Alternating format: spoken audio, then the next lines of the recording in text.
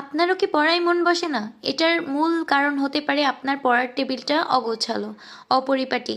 কারণ আপনার আশেপাশের অ্যাম্বিয়েন্স যদি ভালো হয় বা পরিষ্কার পরিচ্ছন্ন থাকে, তখন দেখবেন যে আপনার পড়ায়ও মন বসতেছে। বিশেষ করে পড়ার টেবিলটা যদি গোছানো থাকে, সুন্দর থাকে, তাহলে দেখবেন যে আপনার পড়ায় খুবই মনোযোগ। দ্যাটস ওয়াই আপনার পড়ার টেবিলটাকে সবসময় পরিপাটি, গোছানো, সুন্দর করে রাখুন। আমাদের রুমটাও যদি গোছানো থাকে, রুমের প্রতিটা কর্নার যদি পরিপাটি থাকে এবং পড়ার টেবিলটাও যদি পরিপাটি থাকে, তাহলে আমাদের পড়ায় খুব ভালো করে মনোযোগ আসে।